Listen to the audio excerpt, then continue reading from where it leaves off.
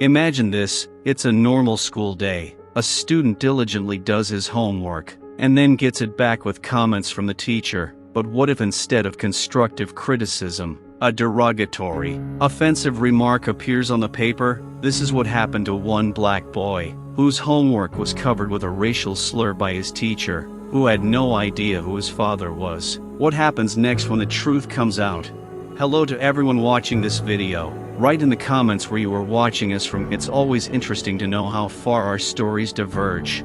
When Jamal, an average 8th grader, received his homework with red marks from his teacher, he didn't expect to see what caught his eye. Among the corrected mistakes and standard comments was one phrase that made him stop in his tracks. With your level of intelligence, it's no wonder you're not going to amount to anything. The phrase was laced with contempt, and while it could have been written off as the teacher's displeasure, there was one more word added to the end, a word that would become a nail in the heart: typical.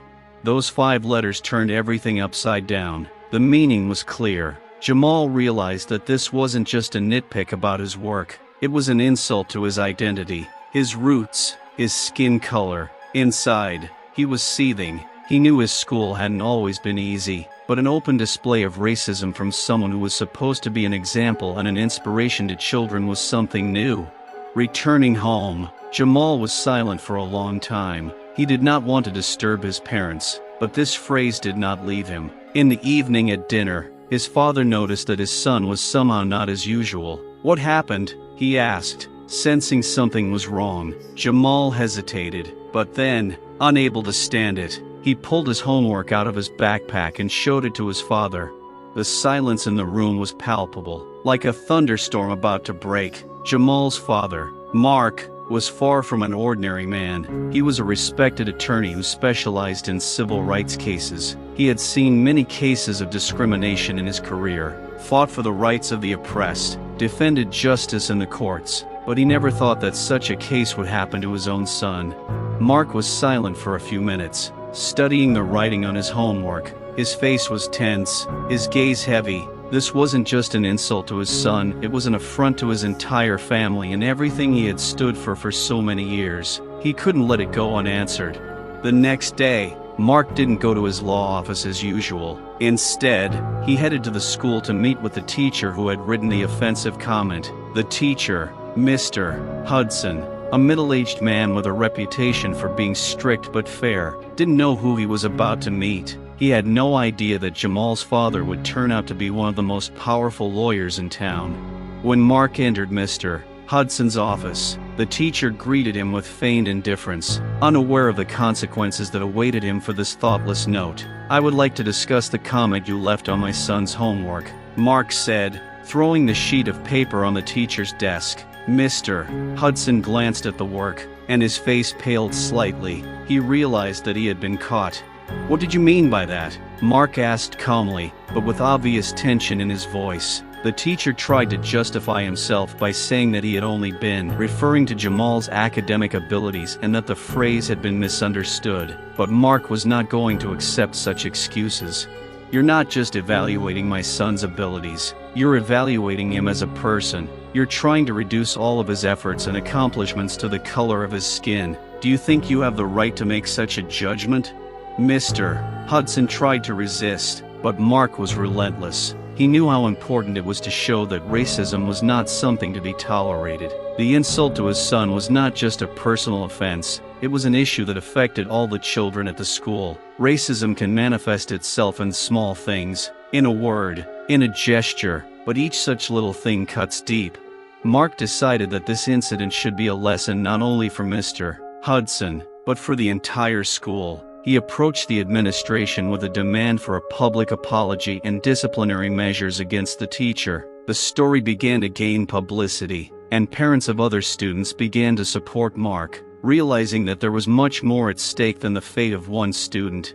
Thus began a fight for justice that would uncover many other cases of discrimination at school. What began as an insult at homework turned into an anti-racism movement that changed not only the school but also public opinion as a whole.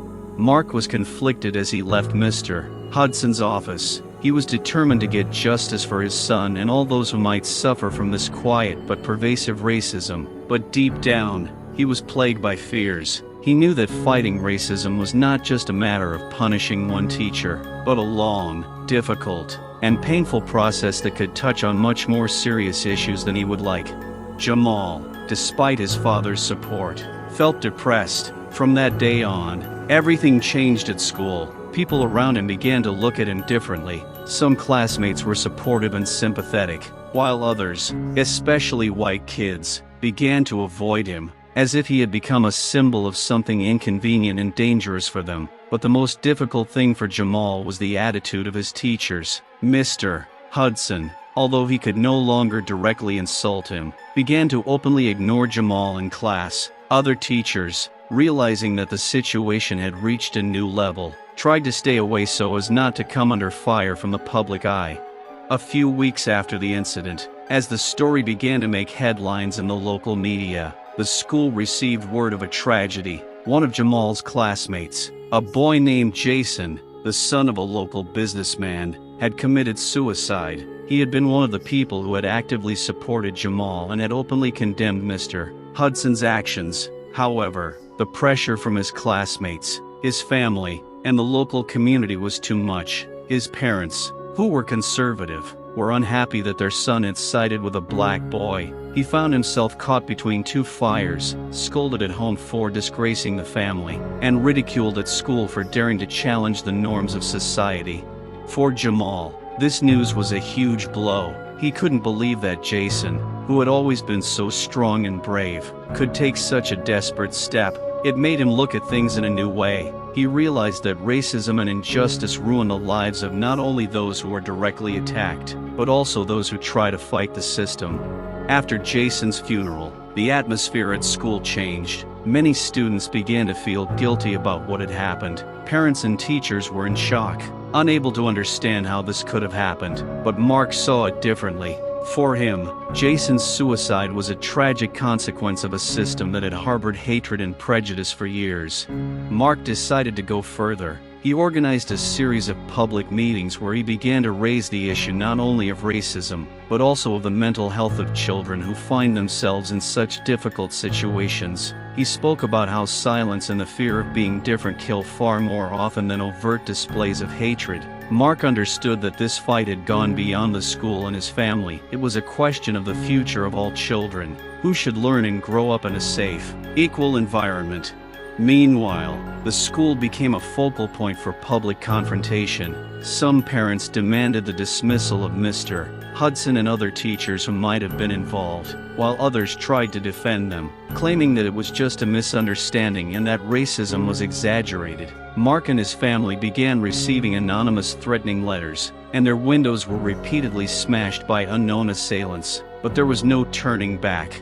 Jamal felt the weight of this struggle, and at some point he began to wonder if it was worth it. Every move he made, every word he said, was now under a microscope. He was no longer just a student. He was a symbol of something bigger, something he wasn't ready for. One night, when his father came home late, tired from yet another meeting, Jamal walked up to him and said, "Dad, maybe this was all a mistake?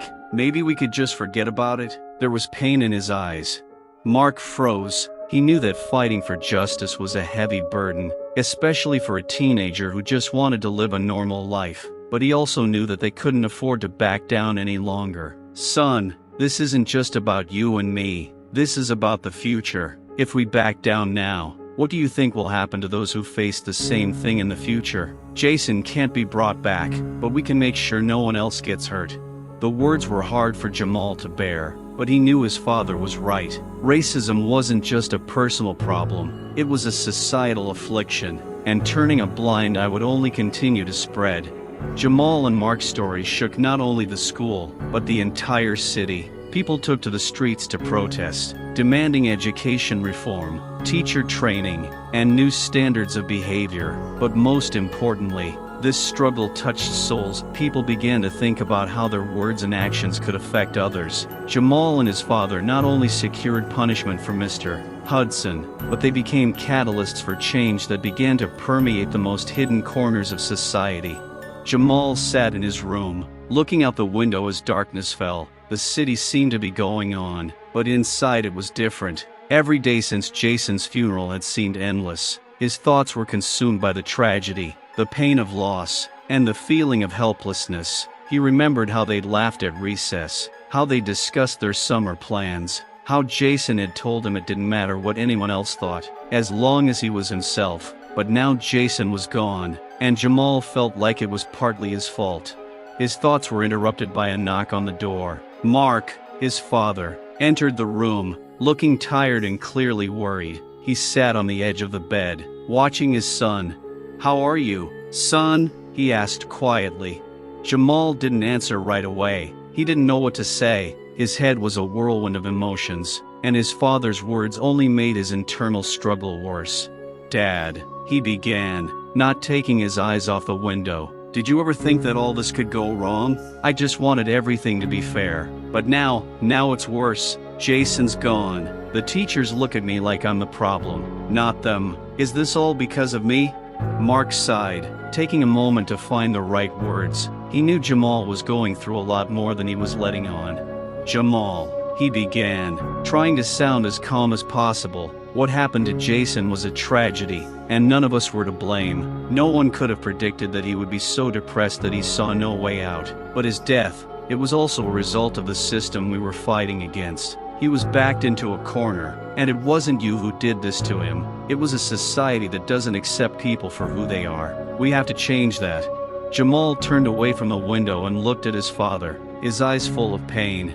"But why should everything be on me? I just want to be a normal teenager, play basketball, hang out with my friends. I don't want to be a symbol or fight the world." Mark took a deep breath. He understood his son, understood his fatigue and confusion. It was too much of a burden for a teenager. He didn't want Jamal to bear this burden either, but reality dictated its own terms. "I understand, son, and I don't want you to feel obligated to do this. It's not fair, but sometimes history chooses us, not us it. You don't have to fight alone. We are in this together, our whole family, our whole community. And this fight is not just for you, it's for those who come after us. You are not alone in this." Jamal hung his head. He felt fear and anger fighting inside him. All he wanted was for everything to be like before, but the world seemed different now, and there was no going back. "Dad, what if all this is in vain?" His voice was quiet, almost desperate. "What if people never change? What if racism will always exist?" Mark looked at his son. His heart sank. This was the most difficult question, to which he had no exact answer. "Maybe," he admitted honestly, "maybe it will take longer than we'd like. But you know what's important? What's important is that we don't give up. We have to believe that even if we don't see the end of this fight, our children or grandchildren will. Every little step counts." Jason wanted justice, and even though he's gone, he still changed this world, even if he couldn't realize it. And you are changing it, too. Tears welled up in Jamal's eyes, but he tried to hold them back. "I just don't know what to do next," he said, clenching his fists. "I'm scared." Mark put his hand on his son's shoulder. "I don't always know what's coming either," he answered softly, "but I do know one thing, you're stronger than you think, and we'll get through this. If not for us, then for Jason. He wanted a better future, and we can't just back down." Silence fell over the room. Jamal didn't know what to say. His heart was torn between the desire to escape this fight and his sense of duty to his dead friend, but there was something in his father's words that kept him afloat. The next day, Jamal returned to school. The hallways seemed empty and cold. The students continued to whisper, some looking at him with pity, others with condemnation, but Jamal no longer felt as alone as before. He knew that his family was behind him, and that he was right. That day, there was a school assembly where Mark and the school board were scheduled to speak. The topics of racism, discrimination, and mental health were now central to the school curriculum. Mr. Hudson had been suspended, and his fate was in question. Many were calling for his dismissal, but Hudson himself steadfastly refused to admit his guilt. In the auditorium, where parents and students had gathered, Mark took the stage. He began to speak about the importance of speaking out in the face of injustice, and how every action, every word, can impact the lives of others. He spoke about Jason, how his voice mattered, and how his tragic death should not be in vain. At that moment, a man stood up in the hall. It was Jason's father. He He was silent for a long time, then finally spoke, his voice full of pain and anger. "You talk about change," he began, "but how will this change bring my son back to me? How can I live now, knowing that I did not support him, that I was blind to his suffering?" His words pierced the room like a knife. Mark's gaze met the gaze of his grief-stricken father. "No amount of change can bring Jason back," Mark said quietly but firmly, "but if we don't change something now, there will be other Jasons, and other families will go through the same pain. We can't fix the past, but we can change the future, and maybe one day we can be proud that we did everything we could to make sure this never happened again." Silence fell over the room again.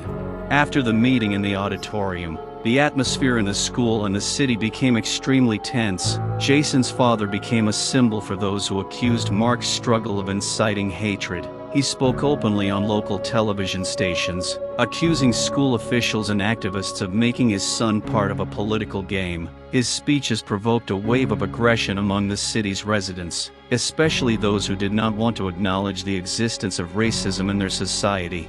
One evening, Mark returned home late from another meeting with activists to find his door ajar. Inside, chaos reigned, things were scattered, photographs were torn from the shelves, and the air was filled with the pungent smell of paint. When he entered the living room, he was confronted with a terrifying picture. "Shut up, or your son will be next," was written in large letters on the wall.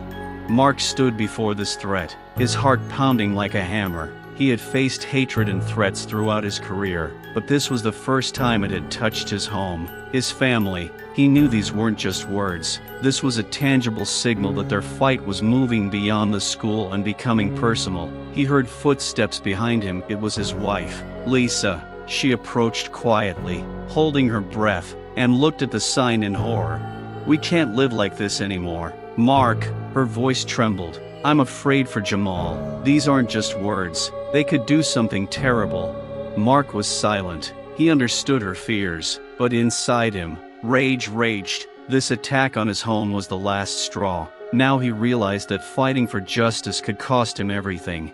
The next day, Mark called the police, but he himself knew that they would hardly be able to protect their family. Meanwhile, Jamal felt the pressure on himself more and more. At school, he became an outcast. Many of his former friends began to avoid him. Some made fun of him behind his back, and some openly mocked him. They threw insults like stones, trying to hit him where it hurt most.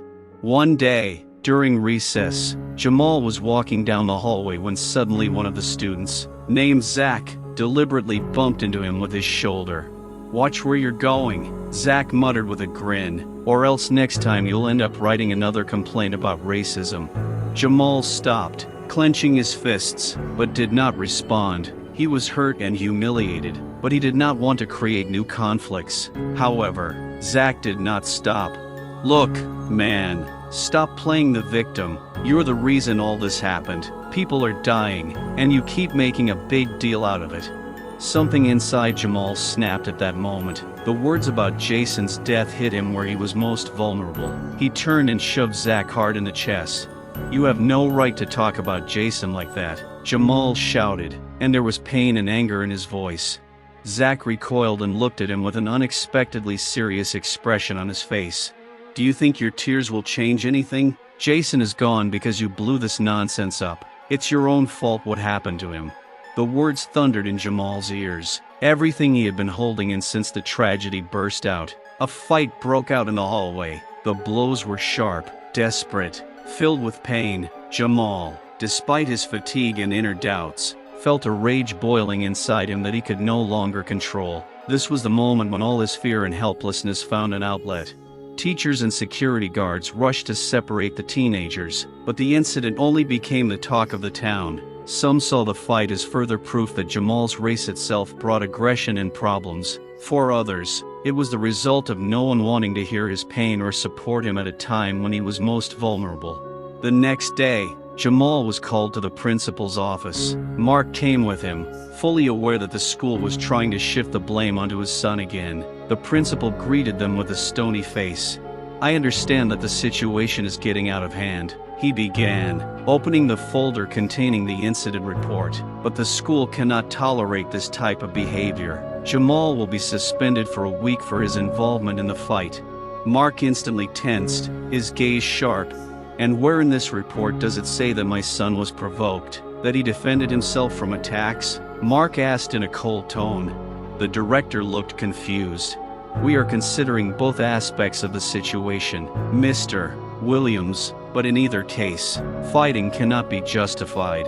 What about racism? In your opinion? Mark asked sarcastically. My son has been bullied every day since this all started. He's been humiliated. He's been blamed for his friend's death. And now you're telling him it's his fault he lost his temper? Who's protecting him when he's being bullied? The director frowned, trying to find the words. He knew Mark was right, but the situation was too tense.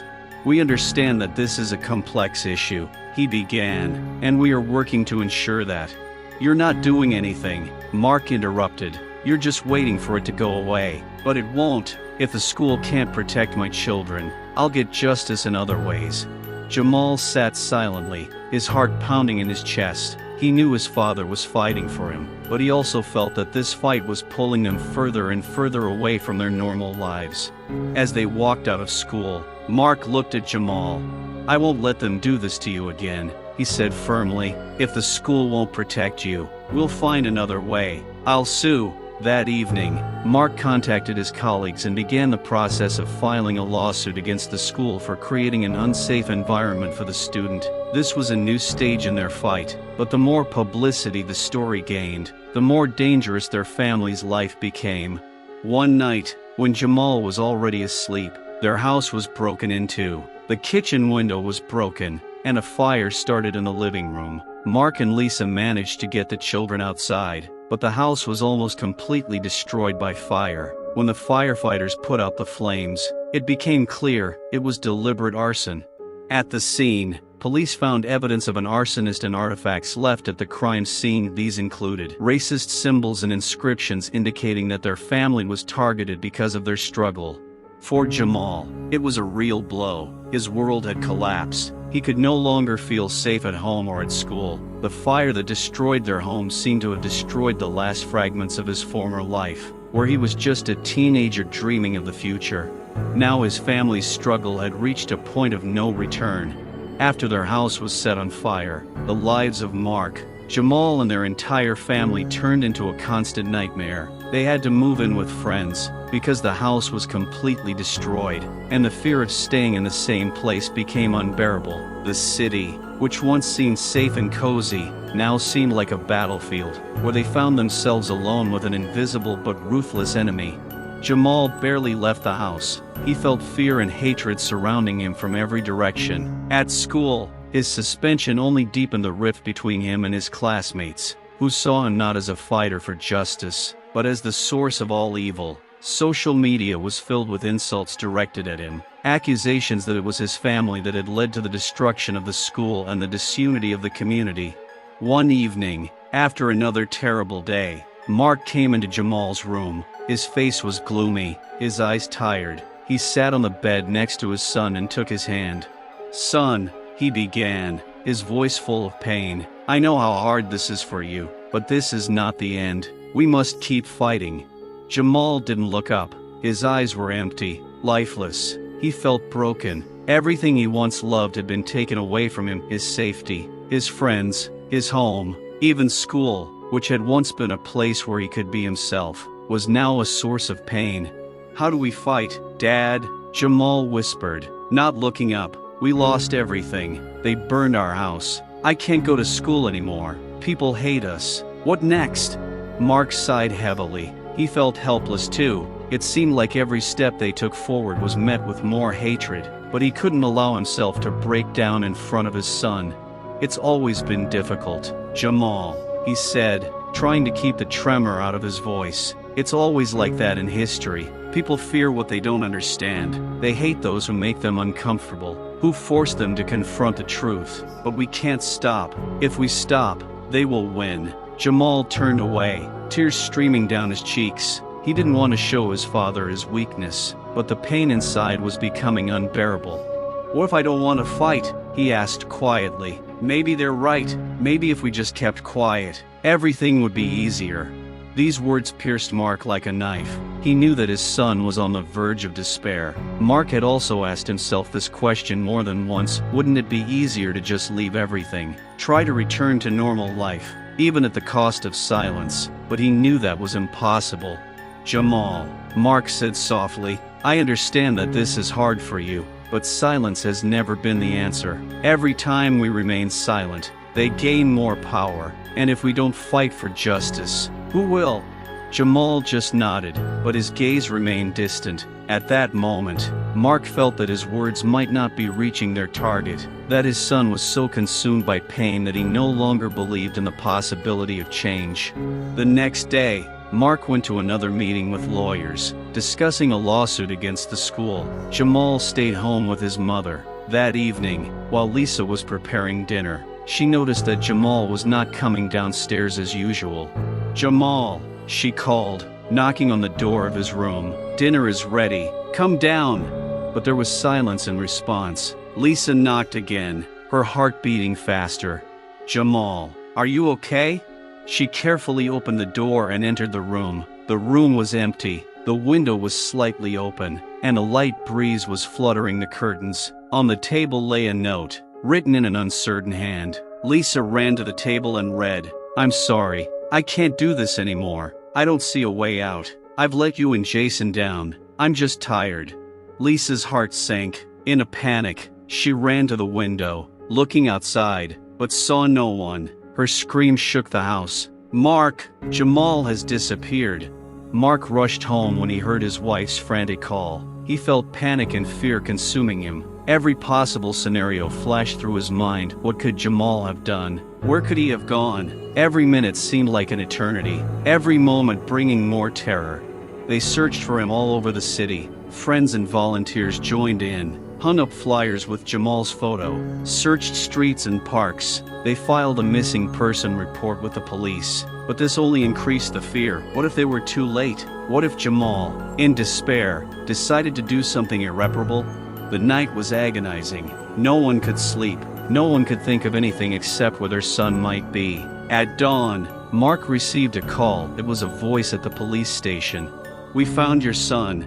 Mark and Lisa rushed to the car, their hearts pounding with fear and hope that their boy was okay. When they arrived, the police led them to the river, where Jamal was sitting on a bench. He was wet, cold, and looked completely devastated. But luckily, he was alive. When they got home, Lisa hugged her son tightly, not letting go for several minutes. Tears were streaming down her face, and Mark stood next to her, trying to contain his emotions. "Why, Jamal?" Lisa asked quietly, looking into his eyes. "Why didn't you come to us?" Jamal sat with his head down. He could barely speak. He was so exhausted. I didn't see any other way out. I don't want to fight anymore. I'm tired." Mark sat down next to him, placing his hand on his son's shoulder. "You're not alone, Jamal. You've never been alone. We're fighting together. And if you're having a hard time, you can always tell us. Don't keep it to yourself. We can't help you if you don't tell us what's bothering you." Jamal looked at his father, and tears glistened in his eyes. I don't want anyone else to get hurt because of me," he said, pain in his voice. "I can't handle this." Mark hugged him tightly, and in that moment he realized that all their battles against the system, against injustice, were nothing compared to what his son was fighting against himself. Jamal was exhausted not only by external pressure, but also by an internal struggle with pain, guilt, and helplessness. It was the most tragic moment for Mark, the realization that his son could break under the pressure that he himself had felt all his life. The main thing now was to save him. Days had passed since the incident with Jamal, and the Williams family was trying to restore some normality to their lives. Although they knew that the wounds left by these events would take a long time to heal, their only source of strength was their support for each other. Jamal was seeing a psychologist, and Mark and Lisa did everything they could to surround him with love and attention. But something inside Jamal had changed. He became withdrawn and talked less and less about his feelings, although he continued to attend school. However, something soon happened that turned their lives upside down with renewed vigor. One evening, when Mark returned home from a meeting with his lawyers, he found a strange letter on his doorstep. The envelope was unstamped and signed only with the short word, "Caution." Inside the letter was a photograph. It showed Jamal standing outside the school, with an unfamiliar man next to him. At first, Mark thought it was a teacher, but upon closer inspection, he realized that this man was not from their school. The man's face seemed vaguely familiar, but Mark could not place it. The letter also included a small note. "You don't know the whole truth about your family. Make sure you're prepared for what you're about to find out." Mark froze. Who could have sent him this? And what did these mysterious words mean? He hurried to show the letter to Lisa, who turned pale after reading it. "What does this mean?" she asked, clutching the photograph tightly. "Who is this man with Jamal?" Mark just shook his head. "I don't know, but someone clearly wants to tell us something. It can't be a coincidence. Someone is following Jamal." The next day, Mark decided to talk to Jamal. He showed him the photo and asked who the man was, but Jamal just shrugged, clearly not understanding anything. "I don't know him, Dad. He just asked me for directions to the school administration. We didn't talk anymore." However, this did not calm Mark down. His intuition told him that something was wrong. He began to dig around on the internet, looking for information about the men who appeared in the photos, and soon found something that made his heart stop. That man is none other than James Harper, Mark's long-lost former law colleague. A few years ago, James was embroiled in a major scandal involving racially motivated cases in the South. He was representing the companies that Mark and his associates were trying to hold accountable for discrimination. They had a huge falling out, and James quit and left town. But the question remained open: why was he here and why next to Jamal? A few days later, the mystery deepened when Mark received a call from an unknown number. It was James Harper. His voice was hoarse, as if he didn't want to be recognized. "Mark, you need to know the truth," he began, wasting no time on formalities. "You've missed a lot. Remember the case a few years ago when I left your office? Then I learned something that concerned you personally and your family. I had to leave, but I always followed the developments. Now I can't keep quiet." Mark gripped the phone tighter, his heart pounding faster. "What are you talking about, James?" he asked, unable to hide his excitement. "What does this have to do with my family?" "This is all about your son, Mark. You should have known, but you were lied to. Jamal, he is not your son." Mark froze, his hands began to shake, and his chest began to tighten with terror. This was impossible. He had been with Lisa from the very beginning. From the moment Jamal was born, he loved him as if he were his own son. "You're lying," Mark said quietly, barely able to keep from screaming. "I'm not lying, Mark. Jamal is someone else's son, and that person could be dangerous. He's not just someone from Lisa's past. He's someone who could ruin your life. I don't know why he's here now, but it's not good. I have proof. If you want to see it, meet me tomorrow." Mark abruptly turned off the phone and, barely containing his anger and shock, began to pace the room, his entire being protested against these words. This couldn't be true. Lisa would never have kept such a secret from him. But if it was a lie, why had James suddenly returned? The night passed in tormenting thoughts and doubts. In the morning, Mark decided that he had to find out the truth. He could not live in the unknown, even if it meant facing the most terrible secrets of the past. The next day, Mark met James in a quiet cafe on the outskirts of town. James looked tired, like a man who had been through a lot. He put a folder on the table and said quietly, "This is all I've collected over the past few years. I don't know how ready you are for this, but it will change everything." Mark opened the folder and saw documents, photographs, and letters. Among them was Lisa's correspondence with a man, whose letters began before their marriage. In one letter, dated a few months before Jamal was born, Lisa wrote that she was afraid that Mark would find out the truth and that it would ruin their marriage. Mark felt everything around him crumbling. He couldn't believe that the woman he loved more than life itself was keeping such a terrible secret. "Why did you tell me this now?" Mark asked hoarsely, looking at James. "Because this man is back," James said, his voice strained, "and I'm afraid he's not just trying to reconnect with Jamal. He could be dangerous. I've been watching him, and if you don't do something now, the consequences could be catastrophic." Mark took the documents and walked out of the cafe, not feeling the ground under his feet. He had to not only find out the truth, but also protect his family from a man who could threaten everything he had built. Now he had a choice: tell Jamal and Lisa the truth or try to hide it and fight alone. But Mark knew one thing: his life would never be the same.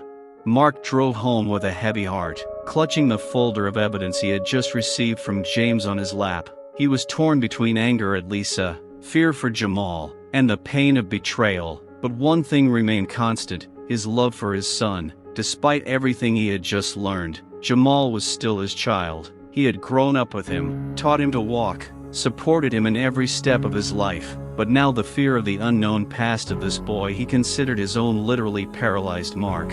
When Mark returned home, Lisa met him with a wary look. She saw his gloomy face and guessed that something was wrong. "Mark, what happened?" she asked with concern in her voice, looking at the folder in his hands. Mark remained silent for a long time, unable to start a conversation. He knew that by opening his mouth he would destroy not only his relationship with Lisa, but also the peace of their entire family.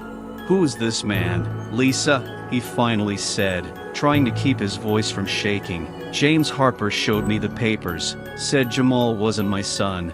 Lisa froze. Horror was reflected in her eyes, and her face turned pale. She nervously ran her hand through her hair. Her voice became quiet and hoarse. "Mark, it's not what you think." "What should I think?" Mark interrupted, unable to contain himself. "That I've been living a lie for over 10 years? That you've been hiding the truth about our son from me? Or that the man who calls himself his father is threatening us?" Lisa covered her face with her hands and tears rolled down her cheeks. She knew she couldn't hide behind lies any longer. The secret she'd kept for so many years was finally out in the open, and it was something she had to face. "I didn't know how to tell you," she began, trying to breathe evenly, but her voice was breaking. "This man, his name is Martin. He was my first love. That was before you and I met. When I got pregnant, I realized I couldn't raise a child with him. He was dangerous, cruel. He hated people. Hated everything that didn't fit into his narrow understanding of the world. I couldn't let Jamal grow up with him, so I left and never told him about the baby. When we started dating, I was already pregnant, but I was afraid that I would lose you if you found out the truth." Mark lowered his head. His mind was struggling to process what he had heard, but he knew Lisa was telling the truth. Everything was clearer now: Lisa's fear, her attempts to shield Jamal from the gaze of others, and past mistakes. But none of that changed the fact that they were in danger. "But why did Martin come back?" Mark asked quietly, clenching his hands into fists. "Why now?" "I don't know," Lisa sobbed. "I thought he'd forgotten about us, but maybe he found out about Jamal some other way. He could be dangerous. Mark, and this isn't just personal." Mark stayed up all night, pondering his next move. He couldn't just wait for the situation to get worse. He had to protect his family. The next morning, he dropped Jamal off at school, but he couldn't shake the feeling that they were being watched. The town he'd grown up in suddenly felt foreign and hostile. Everywhere he went, Mark noticed stares, heard whispers behind his back. It wasn't just the racism he'd faced his entire life as a black man in a predominantly white town. It was a more personal threat. When he got home, he took out another thing from the folder, a letter from Martin that James had given him. It contained a threat: "You are raising my son, but don't forget whose blood flows through his veins. Jamal will soon learn the truth, and there is nothing you can do about it." Mark knew he had to do something, but he also knew he couldn't just tell Jamal the truth. There was too much emotion, too much pain, and Jamal was already in a vulnerable state after everything that had happened at school. The thought flashed through Mark's mind that Martin might have been involved in all of this: the abuse from the teacher, the burning of their house. At that moment, Mark realized that this was not just about racism, but a much deeper and more sinister conspiracy that could threaten not only his family, but the entire community. The next morning, Mark decided to contact his old friend, Detective Robert Kingston, with whom he had worked on human rights cases. Robert was one of those few people who had never been afraid to intervene in dangerous situations. When Mark told him about the letters and the photograph, Robert frowned. "This Martin Harper is more than just a dangerous man," Robert said, leafing through the papers. "I've heard of him. He's been involved in several cases involving extremist groups. In the past, He's often organized actions aimed at intimidating black families. I'm sure his return is no accident. He's playing the long game." "What should I do?" Mark asked. "I can't just sit here and wait for him to ruin our lives." Robert looked at him carefully. "We'll start with his past. We need to figure out what exactly he's up to. But for now, be careful. Don't tell Jamal what you've learned. He's too vulnerable right now. And if Martin tries to get through to you, it could be disastrous." A few days passed, and Robert did his own research. It turned out that Martin was closely connected to a group that used racial prejudice as a tool of intimidation and manipulation. These people didn't just hate on the basis of race, they tried to infiltrate schools, community organizations, trying to undermine the confidence and self-esteem of people of color, starting with the youth. This also explained the incident with the teacher. It was not just an isolated incident, but part of a larger scheme. Martin and his cohorts wanted Jamal to grow up hating himself, feeling no allegiance to any side. It was a way to destroy his identity from the inside. Mark, hearing this, felt hatred and fear fill him again, but now he knew that he could not let them win. At that moment, an idea came to him. Instead of hiding the truth from Jamal, he should give him the strength to tell him everything, so that his son would know how to fight hatred and what could break him. That evening, when Jamal was sitting in his room, Mark knocked on the door. "Can we talk?" he asked quietly. Jamal nodded without looking up from his book. "Son," Mark began, sitting down next to him, "I have something important to tell you. It will be difficult, but you must know the truth." Mark took a deep breath, knowing that every word he said would carry enormous weight. Jamal looked at his father carefully, noticing the serious expression on his face. "What do you want to talk about, Dad?" Jamal tensed slightly. Lately, he had felt that something was going on around him, but his parents refused to talk to him directly. Mark looked at his son and knew he couldn't wait any longer. He knew the truth would hurt Jamal badly, but he also knew that leaving him in the dark was a betrayal worse than lying.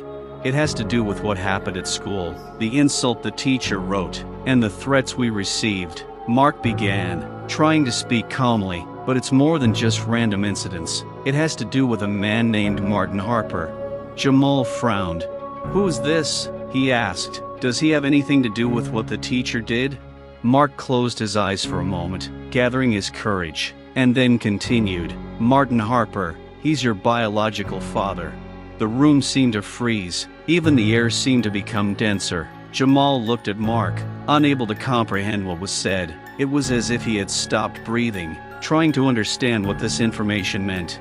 How is this possible?" he whispered. You've always been my dad." Mark felt his heart tighten. He knew that was what hurt Jamal the most. He reached out and gently placed his hand on his son's shoulder. "I have always been and will always be your father, Jamal. But there is a truth that we have kept from you. Lisa, your mother, dated Martin long before we met. She left him when she realized he was dangerous and decided to raise you with me. You and I are a real family, no matter whose blood flows through your veins." Jamal felt anger rising in his chest, but he didn't know where to direct it. Everything he believed in suddenly felt shaky and unreliable. He got out of bed and began to pace the room. "Why are you only telling me this now?" he cried, his voice shaking with pain and anger. "Why have you been hiding this from me all this time?" "We wanted to protect you," Mark said softly, trying not to add fuel to the fire. "We didn't want you to grow up knowing that this man was out there. We thought he'd never come back, that you'd never know about him. But that's changed now. He's back, Jamal, and now we have to tread carefully."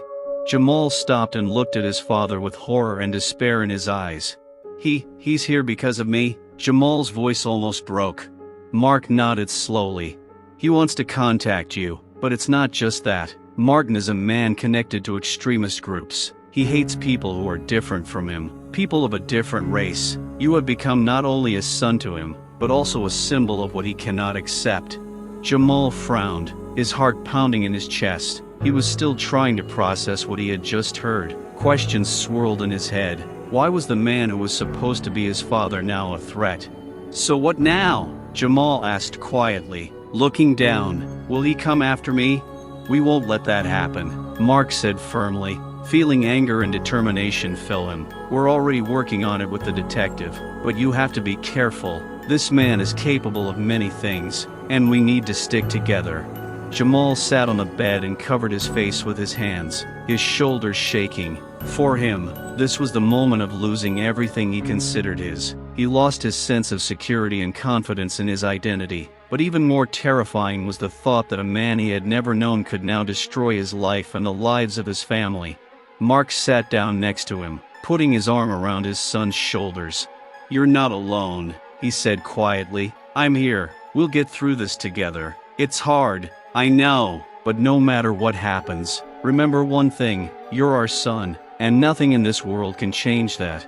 Several days passed, but the tension did not subside. Jamal tried to behave as usual, went to school, did his homework, but something had changed. He felt that all eyes were on him. Every word, every look from teachers and classmates seemed suspicious. He felt like a stranger in his own world. One day, as he was returning from school, he noticed a car slowly following him. His heart began to beat faster, and he quickened his pace. The car continued to follow. Jamal did not know what to do, but soon he heard a familiar voice behind him. "Jamal, wait!" It was his friend, Michael. The guy ran out of the house and caught up with Jamal, distracting him from his frightening thoughts. "Hey, what's wrong with you? You look scared." Michael looked at him with concern. "It's okay," Jamal quickly replied, trying to hide his anxiety behind a mask of calm. "It's just a lot going on." Michael noticed that his friend was reluctant to talk, but he didn't press him. But Jamal already knew that the world around him was changing, and deep down, he knew that a meeting with Martin Harper was inevitable. Later that evening, when Jamal returned home, he noticed his mother sitting on the couch, lost in thought. Mark was sitting next to her, holding her hand. There was fear in their eyes, which they tried to hide so as not to scare their son. "Did something happen?" Jamal asked, feeling anxiety rising again. Mark looked up and nodded slowly.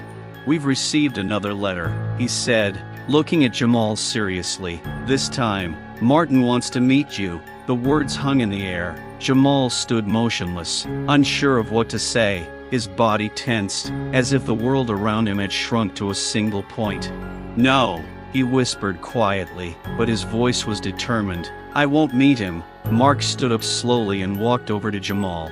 "We won't let him get anywhere near you," he said firmly, "but you need to be prepared. This man won't stop until he gets what he wants. We've already contacted the police, and they'll be keeping an eye on him, but you have to be strong. Son, this man wants to break you, and we can't let him do that." Jamal clenched his fists. A wave of anger and hurt was rising inside him. He felt like he couldn't stand by any longer. Martin wasn't just threatening him, he was threatening his family, his life, and everything he believed in. And although fear did not leave him, Jamal knew one thing: he would fight. While Jamal was trying to cope with his emotions, the thought of meeting Martin was haunting him. He felt fear filling him from the inside, but at the same time, his anger was growing with each passing day. The next day, he decided to talk to Michael about what was going on. Maybe his friend could help him deal with this pressure.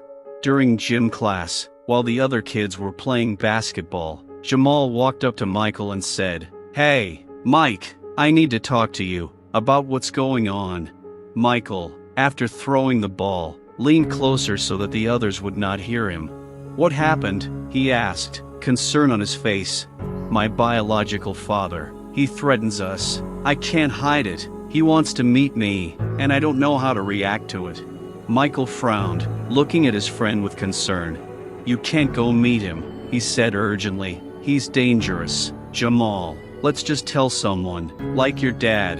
Jamal nodded, but deep down he knew he couldn't run away from the problem. He didn't want his parents to worry again, so he tried to keep his emotions in check. Meanwhile, Mark and Lisa, realizing they couldn't let the situation go unnoticed, decided to talk to the police. They met with Detective Robert Kingston, who had already begun monitoring the situation and gathering information about Martin and his possible ties to hate groups.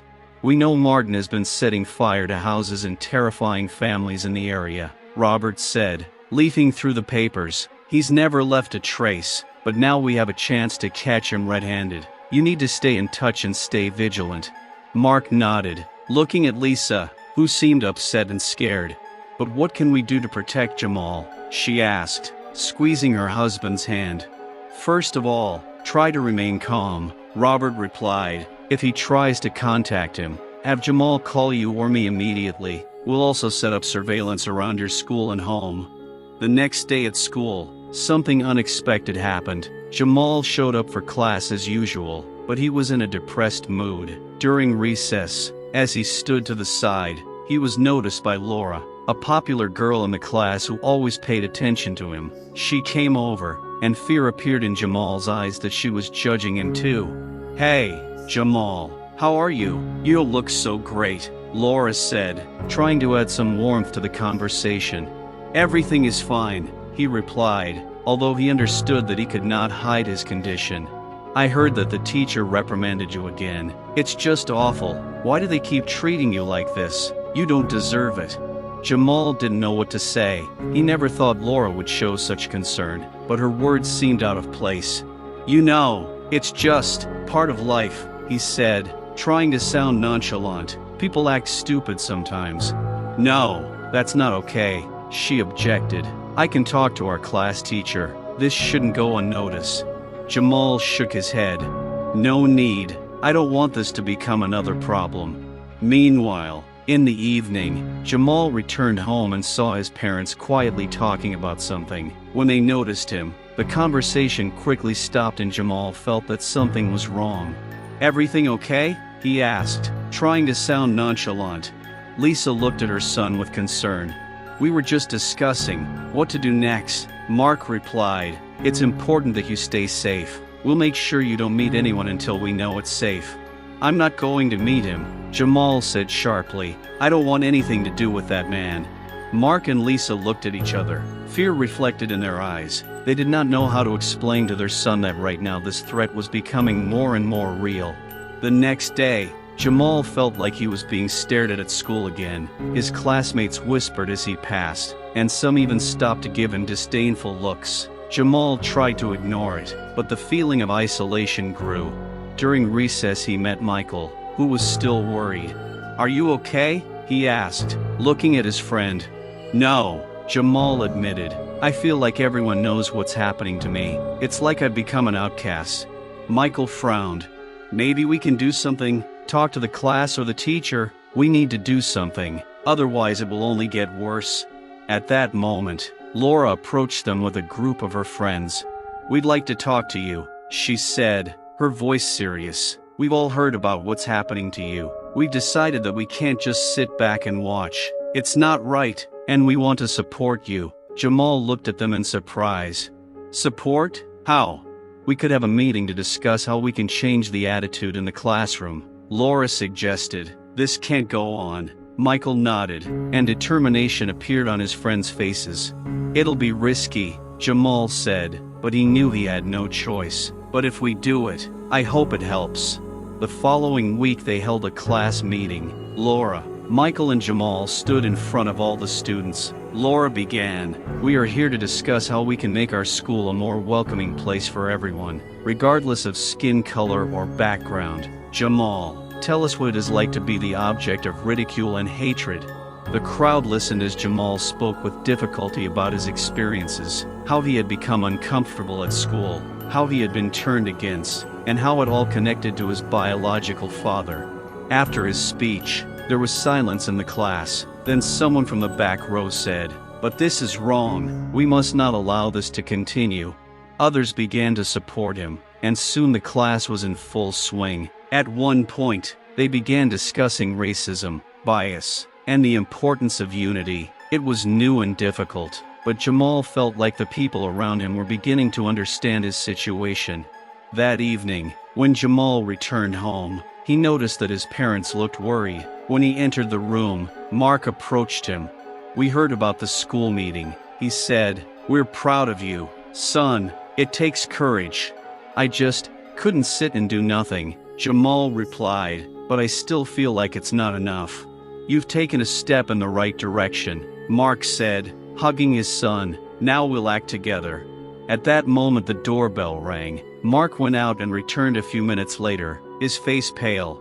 It was strange, he said, trying to calm himself. It was Martin. He came to us. Jamal went cold. Many thoughts flashed through his head. What did he want? He asked, fear creeping into his bones. He said he wanted to talk to you, Mark said, his voice firm but his insides hesitant. He wants to meet you tomorrow. That night, before he fell asleep, Jamal thought about the upcoming meeting. His mind was torn between anger and fear. He couldn't imagine this man talking to him. Even with the hatred that emanated from him, he felt under pressure, as if space was closing in around him. The next morning, when it was time for the meeting, Jamal emerged from the house full of conflicting emotions. His heart was pounding as he approached the place where Martin had arranged to meet him. He had expected to meet a man who would intimidate him, perhaps even try to manipulate him. When Jamal saw Martin, he didn't recognize him. He was a man full of malice and hatred, with a dangerous expression on his face. "Hello, Jamal," Martin said, his voice menacing. "Why did you come?" Jamal asked, trying not to show his fear. "I came to talk to you about your future," Martin said. "You must not be with them. You must not be ashamed of your true nature." Jamal felt anger filling him. "They are not enemies," he said, looking straight into Martin's eyes. "They are my friends. You know nothing about what is going on in my life." Martin chuckled. "You are mistaken. They are not your friends. They are only a deception. They are using you."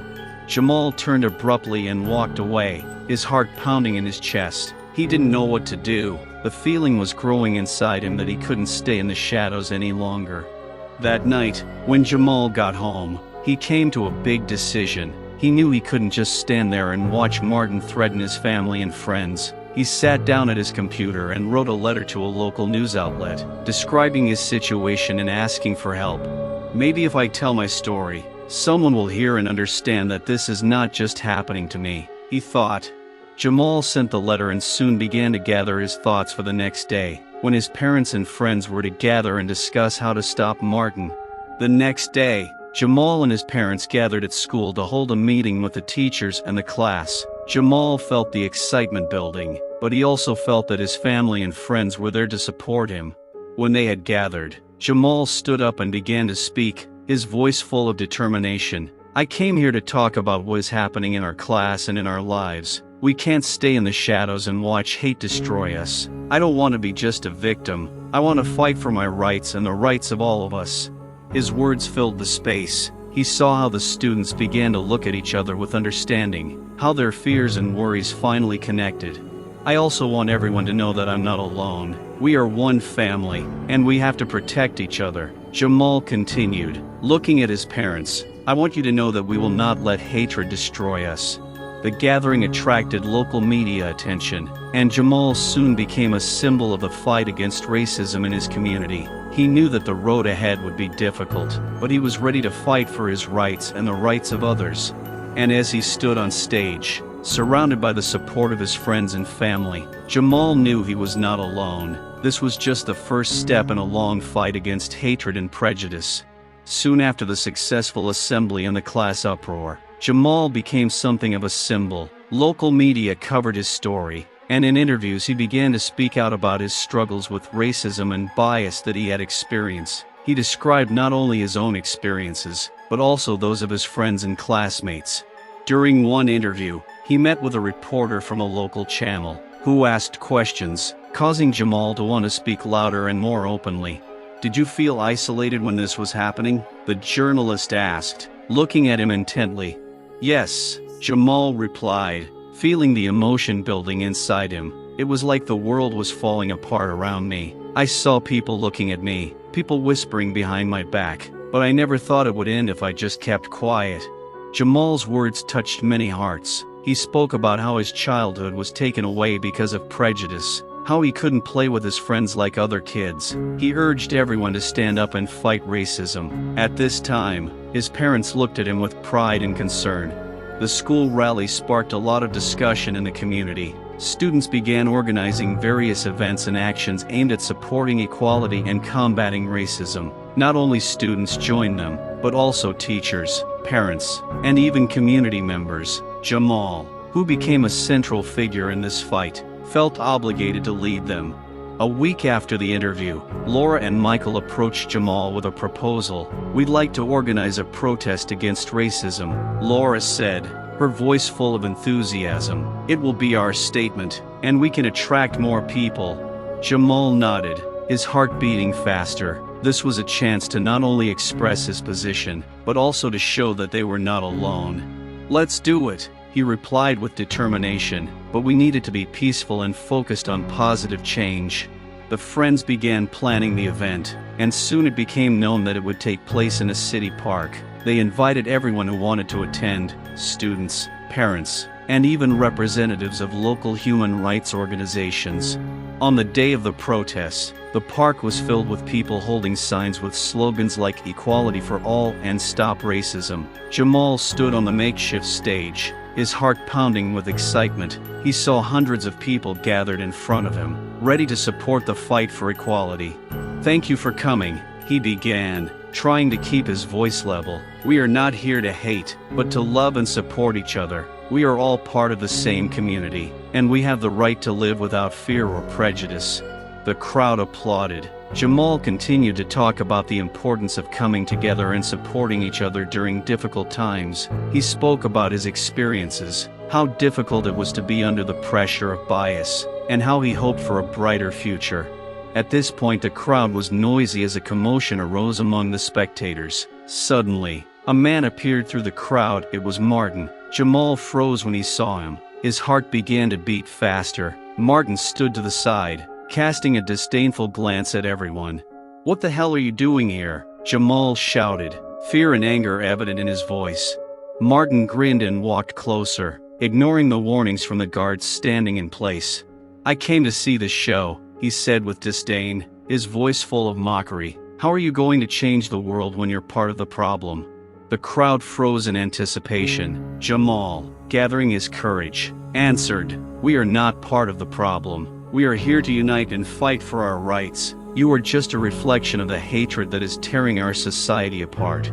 The crowd began to raise their banners higher, supporting Jamal. Martin, noticing how the mood was changing, went for a provocation. "Do you think this will change anything? You're just a fool who believes in ideals. I know who you really are. You can't break away from your roots." Jamal felt anger fill him, but at that moment Laura and Michael appeared next to him, supporting him. "We are all here to be united," Laura said, looking straight at Martin. "We will not let you intimidate us." The crowd began to gather around Martin and Jamal, creating tension. Martin clenched his fists, and there was a threat in the air. "It doesn't end here," he said, his voice quiet but full of fury. "You're too naive if you think you can stop me." Jamal, gathering his strength, replied, "I'm not afraid of you. I can't let fear and hatred rule our lives. This is the end of your threats." At that moment, Martin stepped forward, and the crowd recoiled in fear, but Jamal stood his ground, unwilling to back down. He knew that his decision to defend himself and others was about more than just one person. It was a symbol of the fight against the entire system of hatred that continued to exist. The situation began to escalate, and at that time the police arrived. Having heard what was happening, the officers quickly assessed the situation and began to disperse the crowd, trying to calm the situation. "Let's disperse," one of the officers said, looking at Jamal and Martin. "We don't want this to get out of hand." But Jamal, not wanting to give in, said, "We are not leaving. We will not remain silent while hatred is still present in our society. We are here to make a statement." At this point, Jamal's friends surrounded him, supporting him. Laura, Michael, and the other kids stood by, ready to defend him.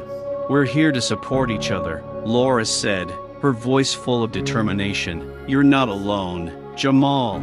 Jamal felt his heart fill with pride. These people had been with him through the hard times, and now they were all together, ready to fight.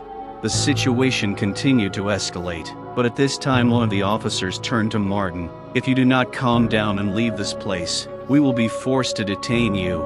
Martin, realizing that the situation was getting out of control, stepped back. "This is not the end," he said before turning and leaving. Jamal felt his body relax as Martin left. He knew this was just the beginning of their fight, but together with his friends, they were able to take an important step.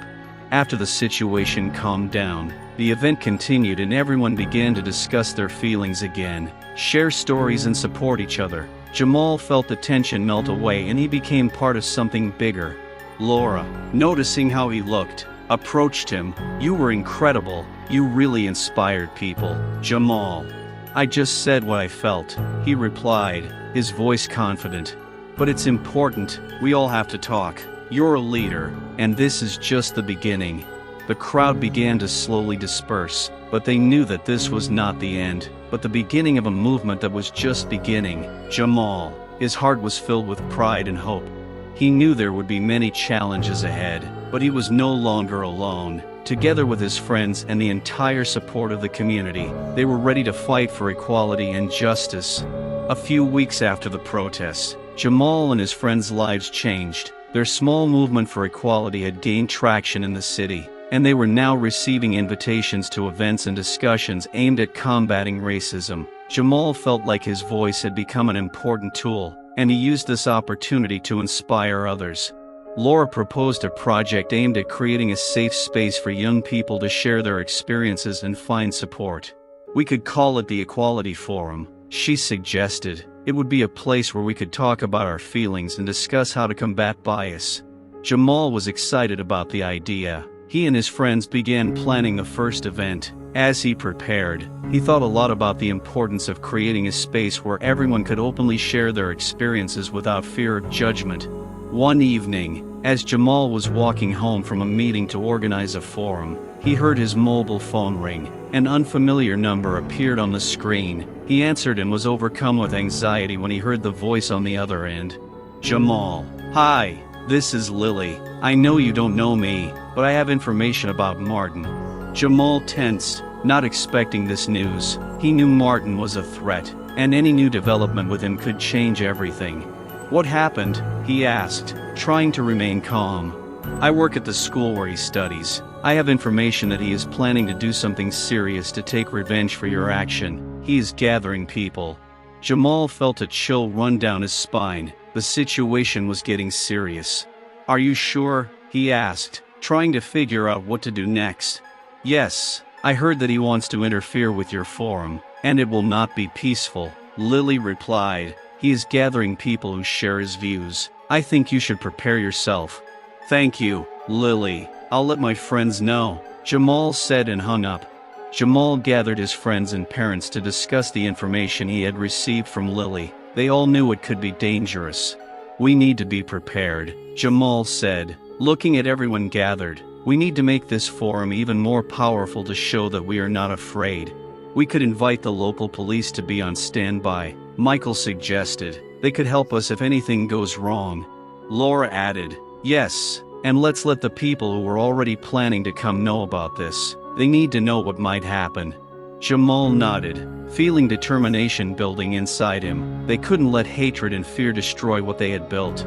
On the day of the forum, Jamal and his friends did their best to create an atmosphere of support and unity. They decorated the hall, hung posters with slogans about equality, organized several discussions where participants could share their stories, but everyone knew there was tension in the air. When the event began, the hall was packed with people. Jamal stood in front of the crowd, his heart pounding with excitement. "Welcome to the Equality Forum," he began. "We are here to share our stories and support each other. We are here to confront hate and unite for a better future." The crowd applauded and Jamal felt his confidence grow. He knew they might face some challenges today, but he wasn't going to give up. As soon as Jamal finished his speech, several people entered the room, including Martin. He looked completely different. Standing next to him were his supporters, many of whom were known to be disgruntled students, filled with hatred and prejudice. The crowd froze when they saw Martin. "You think you can talk about equality here?" Martin shouted, his voice full of malice. "I've come to show you that this is just the beginning." People began to whisper as Martin stepped forward, his expression full of rage and contempt. "We are here to show you that your movement is a lie. You will never be able to change the world." Jamal felt his body tense. He knew this was the moment to take charge and step up. We are here to speak the truth, he said firmly. Hate will not win. We are not afraid of you, Martin. The crowd began to talk among themselves. Some began to show support for Jamal, but the haters were not going to just go away. We didn't come to listen to you, said one of Martin's supporters, pulling a placard with a provocative text from his pocket. We came to show that your voice doesn't matter. Soon the room became a commotion. People started shouting. Some started pushing. Jamal knew he had to maintain control of the situation. Friends, calm down, he shouted, trying to get attention. This is exactly what they want. They want us to start arguing and being afraid. At that moment, Jamal saw the police enter the hall. They quickly assessed the situation and began to separate people, creating a barrier between Martin's supporters and the forum participants. Please remain calm, one of the officers said to the crowd. We're here to help. Jamal, noticing how his friends surrounded him, continued speaking. We are here to talk about love and support. We will not let hate tear us apart. After a few tense minutes, the police were able to create a corridor between the two sides. Jamal knew he had to speak directly to Martin. Listen, Martin, he began, his voice shaking with tension. We're not enemies. We just want to live in a world where everyone is equal. You don't understand, Martin replied, his voice growing quieter. You can't change what happens in our world. But we can start with ourselves, Jamal insisted. We can show that hate cannot be the norm. We can change this together. Martin froze for a moment, and uncertainty flashed in his eyes, but then he pulled himself together again and said, You are too naive to think that this is possible. The situation was tense, but Jamal felt he had to continue. Don't be part of the problem, be part of the solution, he said. Together, we can do more than just talk. Despite the resistance, several of Martin's supporters began to think. One of them, named Tony, stepped back and said, Maybe he's right, we can find common ground.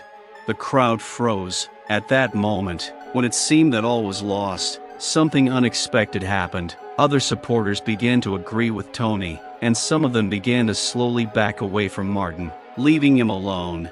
Martin looked surprised and angry, but it was too late. His supporters began to retreat, unwilling to participate in the hatred. The crowd, realizing that something unexpected had happened, began to applaud Jamal. He felt hope rising in him. This is just the beginning, he said with a smile. Together we can create change. The crowd began to unite again, and Jamal knew that their fight was still on. Despite the difficulties, they had taken a step towards change, and this was only the beginning of their journey to a better future. After the unexpected turn of events at the Equality Forum, the situation gradually calmed down. Martin, left alone, felt his support waning. He seemed to understand that his time had passed. Jamal's friends surrounded him, supporting and encouraging him. The next day, news of the forum began to appear in the city. Many locals were impressed by how Jamal was able to stand up for his beliefs and resist hatred. Newspaper articles emphasized the importance of unity and diversity, and Jamal became the face of this new hope. His interview made the rounds in local and even national media.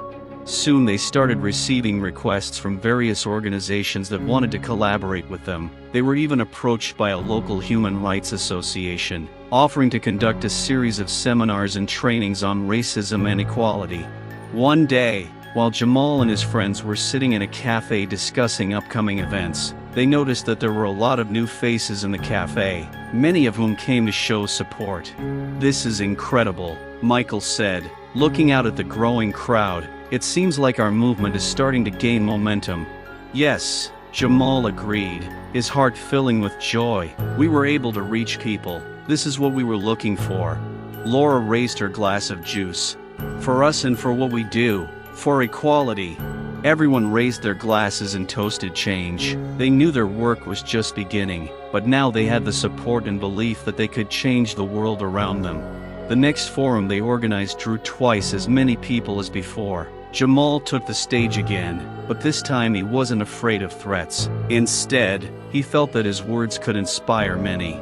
We continue our work, he began. Hate cannot prevail. Together, we can build stronger, more supportive communities. The crowd applauded again. This time, The room was filled with people from different cultures, sharing their stories and experiences. Together, they discussed how they could work to create change in their communities. Martin, whom Jamal had once considered his enemy, also came to the forum. He stood in the background with his arms crossed, but to Jamal's surprise, several people in the crowd began to approach him and talk. "Maybe we have a chance to change something," one guy said, pointing to his poster. Martin froze, but then nodded, seeming to be genuinely thinking about his actions. At some point, Jamal, noticing him, approached him. "Martin, I don't mind if you want to speak up," he said, trying to keep the conversation going. "I believe everyone has a right to an opinion." Martin looked at him in surprise. Perhaps this was the beginning of something new. "I don't know why I behaved that way," he said quietly. "I just didn't understand." "We're all here to learn," Jamal replied. "If you're willing to open up, it could be the beginning of change for us all." The crowd was once again waiting, and all eyes were on them. The seconds passed like hours, and finally Martin said, "I want to try. I want to understand what we can do together." Jamal smiled, realizing that this was an important step. The forums continued, and each time they attracted more and more people. Soon, Jamal and his team began organizing workshops where people could learn how to resist bias and support equality. Martin joined them and began sharing his experiences, trying to correct his mistakes. By the end of the year, Jamal and his friends organized a large festival that the entire community attended. It was a celebration of unity and diversity, where the cultures, traditions, and stories of all people were represented. At the festival, when Jamal came on stage once again, he saw all his friends and acquaintances gathered around him. "We are here to celebrate not only our struggle, but our victory," he said, and the crowd applauded. "We have proven that love is stronger than hate." People started dancing, singing and celebrating. Jamal knew that this was the result of their efforts and that they were able to unite people around one idea: equality and respect. As time went on, Jamal's movement continued to grow. He received offers from large organizations to expand his work and share his experience with other cities. But what was most important to him was that he was able to change the perception of his community. Now Jamal knew there were more challenges ahead, but he wasn't afraid. He felt supported by his friends and community. Together, they had built something meaningful, and this was just the beginning. "We can make the world a better place," he said, looking at his hopeful friends, "and together we will do it." At that moment, he saw joy, confidence and determination running across people's faces. It was a real unity, and they all knew that a bright and fair future lay ahead. Thank you for staying with us and reading this story. We are very interested to know your opinion. What do you think about how Jamal and his friends dealt with racism? Have you experienced racism in your life? And how did you deal with it? Share your thoughts in the comments. Your stories are very important to us. We appreciate each of you and your support. It really means a lot. If you like the story, don't forget to like and subscribe to our channel so you don't miss new interesting materials. Have a nice day and remember, together we can make the world a better place.